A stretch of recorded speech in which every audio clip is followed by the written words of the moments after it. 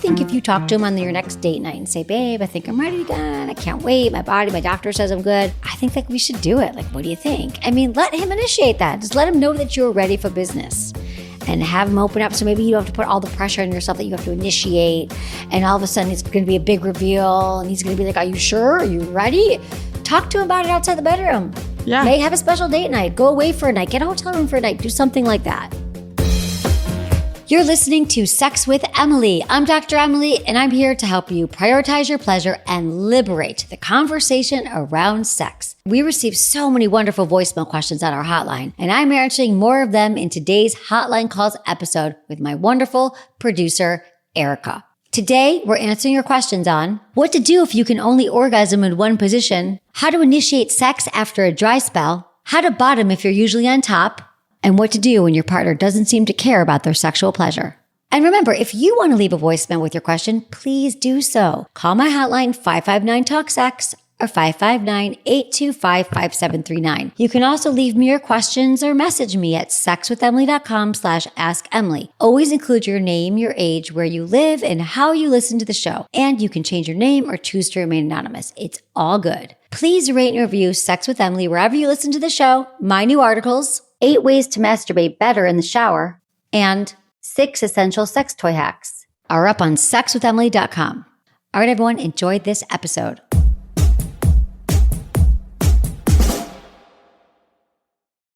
By now, you've probably heard my Magic Wand story. It's a brand that's been part of my personal journey for more than 20 years. But no matter how many times I sing Magic Wand's praises, I'll never be able to fully capture the story of this incredible brand. Well, now journalist and author Kate Sloan just completed a limited audio series documenting the history and impact that Magic Wand has created over the last 56 years. It's called Making Magic, and the series chronicles Magic Wand's incredible brand story through interviews with nearly 40 experts, performers, business owners, educators, and fans. So I got a sneak preview of the series, and what I loved is that Kate weaves together snippets from all their interviews into this amazing story arc. She covers Magic Wand's journey from appliance store massager to its legendary influence on culture and sexual independence. And it's all just fascinating. The first episodes of Making Magic are available now at makingmagicseries.com or on all popular podcast platforms. Just search for Making Magic or visit makingmagicseries.com today.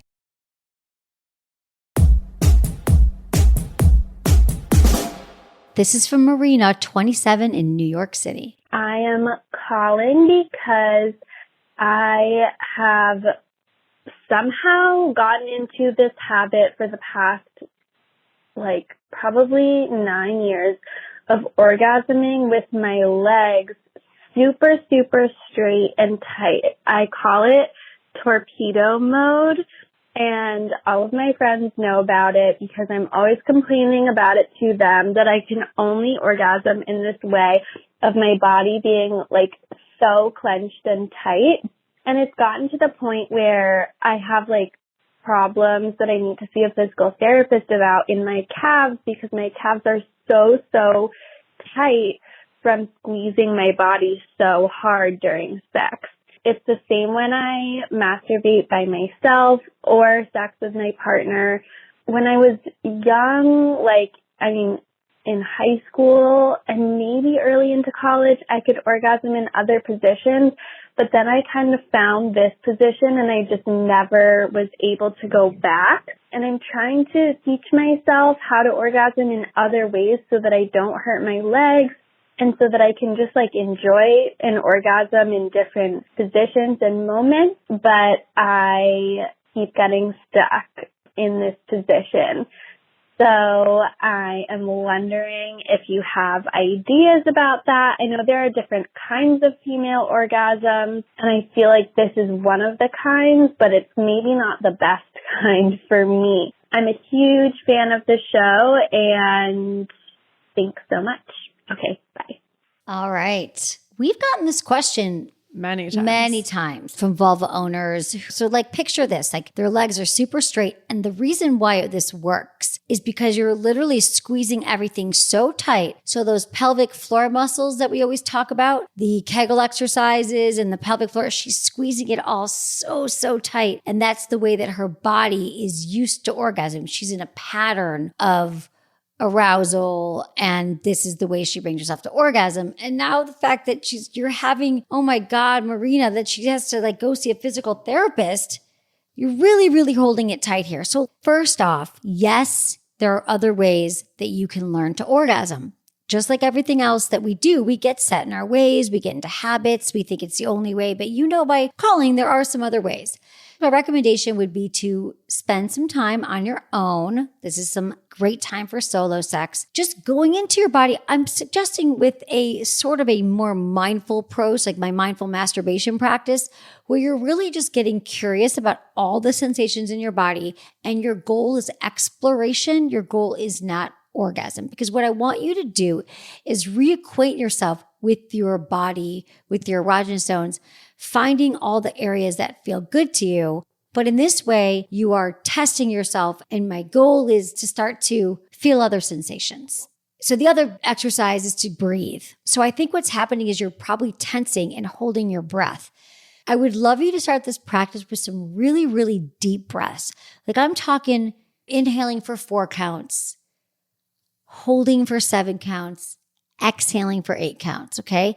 All you have to remember is your exhale is longer than your inhale, but it's pretty long to the point where you're like, I can't believe how long I'm inhaling and exhaling. But that's really going to help you move the energy through your body. And when you do your inhale, your first inhale, I want you to do a Kegel and just squeeze your pelvic floor muscles. And then I want you to hold it and then release. And you're going to start to feel that circulation through your body of your sex energy, because that's where it's all living right now. And I want you to move it from that tense position to a full bodied position. I also want you just to start like touching your vulva, touching your clitoris, using lube, going slow. And again, I think the breathing and the touching in new positions are what's going to help you realize that you can access those muscles and access those orgasms in other positions. And I have to say, Emily totally put me onto breath work during sex. And I think it's about your energy, and it also literally affects the blood flow to your genitals, right? Mm-hmm. That's exactly it. And so sometimes when I find myself struggling to orgasm, I'll literally, even with a partner, I'll literally be out loud like, it just loosens you up. It makes the orgasm so much looser, and it honestly happens faster, even though that's not the goal. I wonder if she's also struggling with maybe some anxiety about the orgasm, because as you said, straightening your legs tightens your pelvic floor muscles, but I don't know if you need to straighten them so much that you're literally having residual calf pain. Yeah, exactly. Yeah. To me, that's where I'm like, physical therapy, like I'm glad you called here first. Yeah, I think it probably is some anxiety maybe. And I also like what you're saying about the breathing during sex too, and breathing. Eric and I breathe before the show. We breathe all the time. We do breath work together. And so I'm telling you, breath work in every area of your life is going to help. But specifically when you're masturbating, when you're having sex with someone, I know it just slows things down. It helps you get out of your head. It helps move blood flow. It all works together. And so again, I want you to remember that this is training your body to do something different. I'm pretty similar to Marina, actually. If I want to orgasm without my legs straight, I will still kind of clench my pelvic floor muscles to have that similar effect, even if my legs are more spread open. Yep.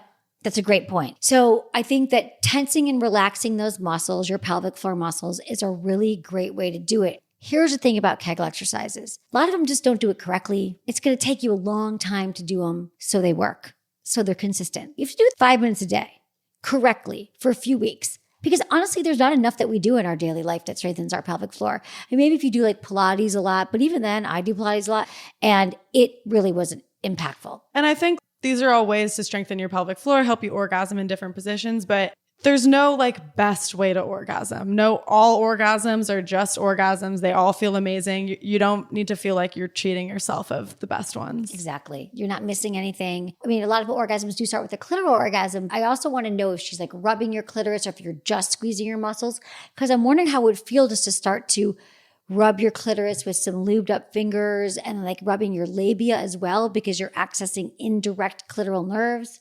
So I just think playing around with that whole area while you're still tensing and relaxing your pelvic floor could really help you.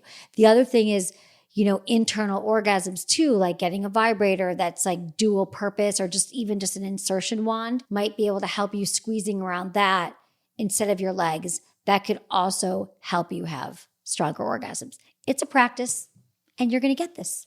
Thanks for your question. We appreciate you so much, Marina. Shannon, 46 in Texas. Hi, I'm Shannon. I am 46 and I'm from Texas and a female. And my question is about how to re-engage having sex with your husband when you have not been having sex for about 6 months due to an extended illness.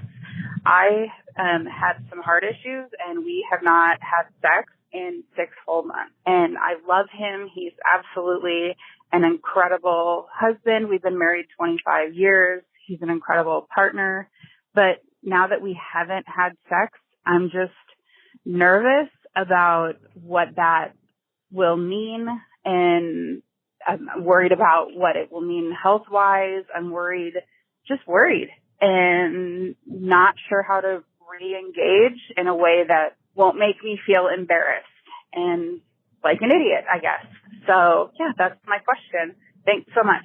Bye. Aw, Shannon, thanks for your question. And I'm glad you're starting to feel better now and you want to have sex.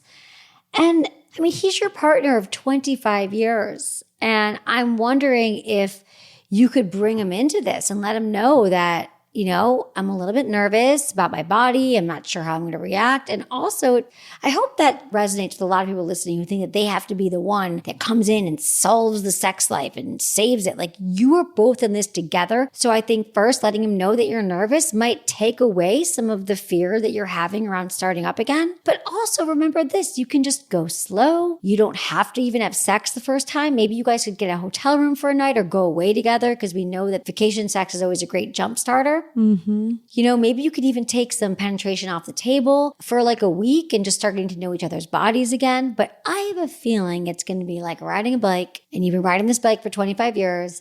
And when you get started, it's going to feel great. But I think it's more about your thoughts and your fear around it that might be holding you back from it. It is like riding a bike as soon as you get back on it. You know what to do, especially with a partner. Like, you guys know how your bodies move together.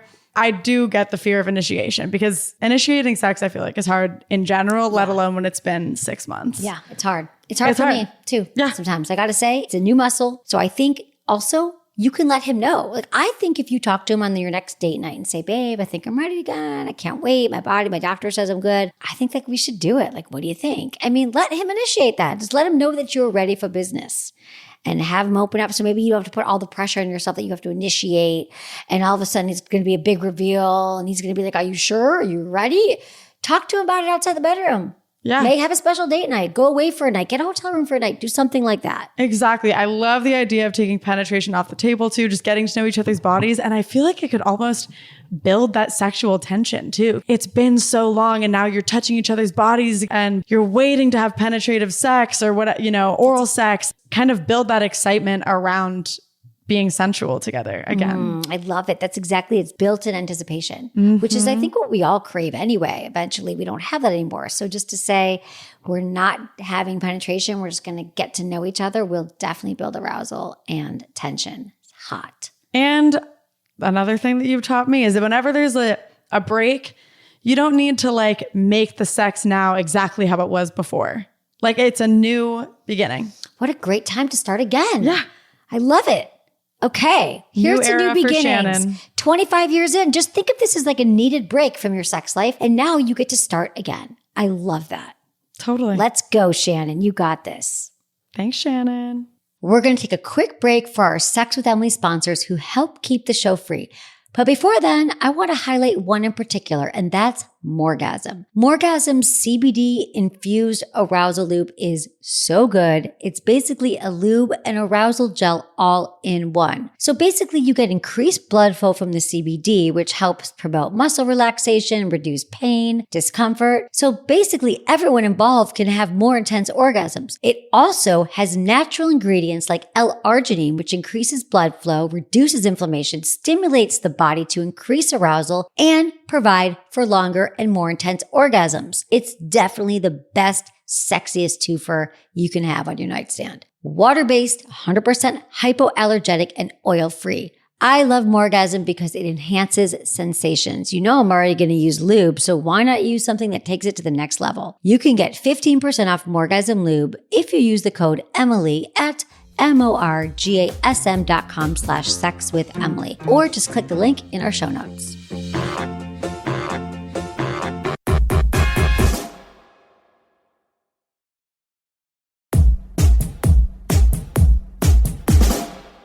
I guess my question is, my partner is 21, male, and we have been dating for almost a year now.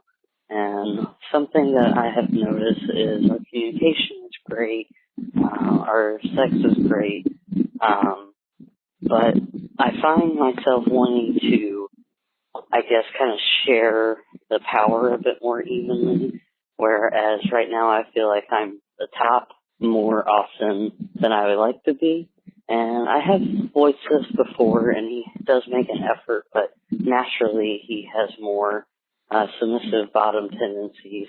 I would like to have those same submissive bottom tendencies someday and be taken care of and nurtured versus being the nurtured one and whatnot. And we do switch on and off, but I'm just worried about the chemistry, I guess, overall. And I was just seeing if you might have any tips on how to kind of improve the power dynamic, if you will. Let me know what you think. Congratulations on the book. Have a good one. Bye. Aww. I love that you and your partner both listen. Thank you so much for your question. And first I want to say that I love that you're bringing this up, because I think that in a lot of same-sex relationships, especially with men, I guess we're talking about switching and being a top and a bottom. I feel that this is another area where men get into patterns and they assume, well, I'm a top and you're the bottom and that's how it is. And what I've done and what I've learned in my research and from talking to gay friends is that there are a lot of times where a top wants to be a bottom and a bottom wants to be a top. But then there's also some times where there is still some discomfort with penetrating. Like maybe he's on the bottom more because he might not be ready to really penetrate as much. Like that might be something that he doesn't really identify with. He's much more of a receiver. Actually, like a lot of men, they're like, I'm gay, but I'd rather receive. Or I'm gay and I'd rather give. But I also think that a lot of things that keep us from progressing in our sex lives, no matter what your body part, is because there might be some shame around it. There might be some early messaging around it. There might be just some shame around either giving or receiving, or you just set into a place where you're telling yourself that's all you can do and you don't want to be in the other position because it doesn't feel good, or maybe you had a bad experience once. So my recommendation for you would be to definitely talk about this outside the bedroom next time you guys are hanging out. This might be a good time for the compliment sandwich. And just say, I want to talk about our sex life. You start with something that you're really loving about it. Like, I really love our connection and it's so great that we're seeing each other more frequently. And I love how it feels being on top of you. And here's the part where you make a request.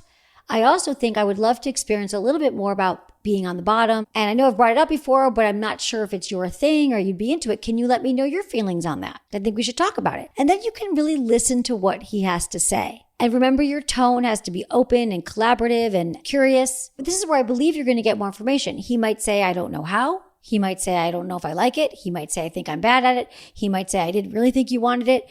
Maybe a bad experience. But usually once you get people to talk and then you sound like you're very open and you'll be able to listen and allow him to be vulnerable, you'll be able to have a little bit more understanding of where he's coming from.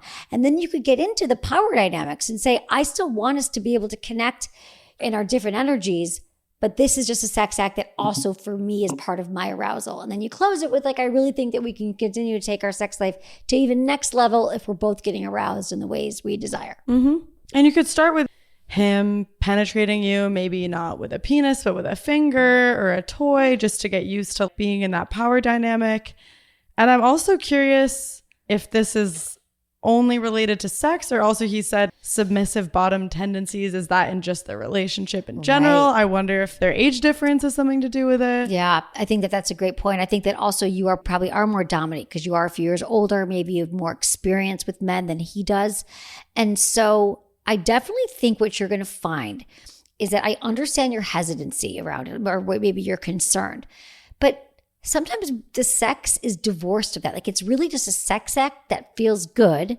And maybe he'll penetrate you and it'll feel amazing. And then you'll get up and go to lunch or go to dinner and you'll find that it's not like it messes the whole dynamic. And then that day he has to be the dom in this situation. You'll still go back, I believe, to being in the positions that you feel comfortable with when you're out and about.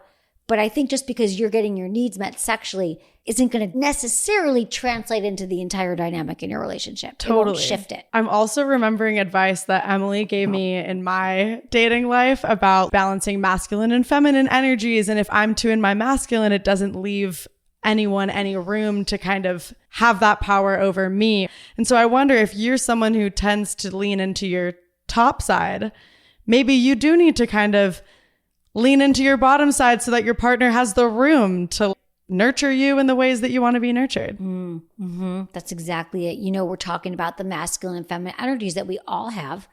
We all have it. And you have it in your relationship. So when we're saying it, you tend to lean more into your masculine day to life and he's probably more in his feminine, but that's exactly it. We have to allow our partner to show up for us in the way we want to. So yes, you have to give him space. You have to give him space to show up and be dominant. So I think this is really healthy. This happens in straight relationships too. We're always going back and forth between masculine and feminine. So I love that you want to play with this with your new partner. And I love that you both listen to the show. And you're welcome to call in together. We're here for you. Please. We got you. This is Rob, 43 in Hawaii. Hi, Emily. I'm Rob, a 43-year-old male in Honolulu, and I've been married for almost 15 years to a woman of a different culture and nationality. In addition to us having mismatched libidos, our cultural contexts are quite different. In hers, there's an extreme amount of attention paid to taking care of the children.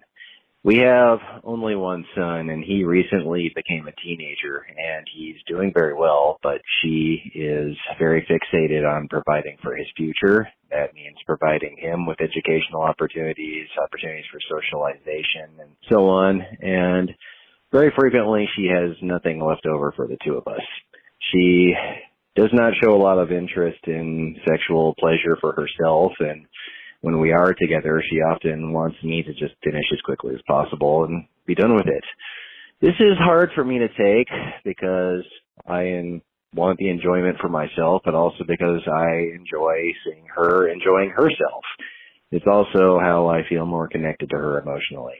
I've listened to your show for a long time and often felt like the advice you give is good, but this wouldn't necessarily work on her and someone of her background. So I'm often not really sure what I should do, and it does not seem like a situation that's going to get better naturally as she's about to start working full time. Thank you. Oh, Rob, I can really hear his frustration with this and his concern. Yeah. I mean, Rob, I mean, it sounds like, 15 years together and you're just feeling like she's really a great mom and she cares a lot. It sounds like her background, well, I think what he's saying here is that culturally, that is the most important thing. That the son has the best education, gets into a good school, has a whole life, ahead of him that she probably didn't have herself or her family didn't have for herself. And I think a lot of parents feel this way. It's really, really common. Maybe she's really interested in self-pleasure. It sounds like that probably wasn't part of her culture. It wasn't part of a lot of our cultures. And no, I don't think this is going to get better on its own. So I think that first, it's really just a matter of like having some conversations with her and letting her know how important it is for you to feel connected to her intimately and that you'd love to find ways that she could have more pleasure. But I also understand like if her culture is not going to be allowing for this. So maybe you guys could listen to some of the podcasts together. You could get my new book, Smart Sex, has a whole chapter called Pleasure Thieves, which actually breaks down a lot of the shame that keeps people from wanting to have sex and be sexual. A lot of us grew up in places where it wasn't safe and we don't naturally just grow up to become, for that just to fade away. And so there are ways that she could work through it. But I think in this relationship, if you let her know really in a way that maybe you haven't before, that it's just really, really important for you that you find a way to connect sexually. Yeah. I feel like we get a similar question a lot of just like, my partner doesn't value sex. I've brought it up and they just say it's not important to them. They're totally fine not having sex. What do you do in that situation? It's really, really tricky, Erica. And I would say this is probably one of the most common, different variations of this question we get asked we get asked the most. And okay, so the one thing is there are just some people who just aren't going to ever be interested in sex for whatever reason. It's medications they're taking. They grew up in an environment where it wasn't safe. They don't feel great in their bodies. The 5 pillars of sexual intelligence, if we go through those, they're just not very strong. They're not areas of their life that they've worked on. And if you haven't felt very embodied and maybe you're on a medication or not really have dealt with a lot of the shame and you don't really know yourself. I mean, think about it. If you think about I'm talking about my book, Smart Sex, where I talk about sexual intelligence, that there's not one answer. So what you do about it is you really have to first look at all the areas that are keeping you from having great sex. But I understand that if you're somebody who's like, I'm shut down, I didn't grow up in a place, I could live my whole life without sex. Right. For a lot of people, it's shame and it's also just disinterest. And I think one message that you really make clear in Smart Sex is that sexual health and wellness is part of your overall health and wellness. It's part of a fulfilling, enriched life in general. And I think a lot of people don't realize that they're missing out on this. It's just forgotten. Exactly. We don't connect the two. That's so it. We don't realize that the not being in our bodies and not exploring our sex lives and being interested in sex is having an impact on our overall wellness. It can cause depression, loss of intimacy with our partner, loss of connection with our bodies. This has impacts on our psychological health and even our physical well-being. So maybe there's a way to talk to her about that and let her know that in ways that she might not really realize, it is impacting her life. It's impacting her ability to connect to you, her husband. And maybe she's just really stressed and not finding other ways to have pleasure either. Because when I talk about prioritizing pleasure, I'm not just talking about sex, but I'm wondering, does she have fun? Does she have friends? What does she like to do? Could you guys do more of those things together? Is there a way to help her ease her anxiety and her worry about life and the kid so you guys do feel more connected? Have you taken trips together? Have you guys, done anything to really take yourselves out of your 10-year relationship patterns and try some different things together? And also therapy. Mm-hmm. It's so helpful for so many couples. The majority of couples will benefit from some kind of therapy. I agree. As I've learned from you. Love therapy. So, Rob, I really hope you can continue to talk to her and see if she'll come around. You also don't have to silently be suffering with somebody who's just not interested. So I think the sooner you can start to have these real conversations with her and see if she's willing to entertain the idea of exploring her own sexuality, hopefully she will realize how important it is for her to explore her sexuality and her pleasure. And if she doesn't, then we got to figure out next steps here, because you deserve to have a life of pleasure and with somebody who enjoys sharing it with you. Thanks, Rob. Thanks, Rob.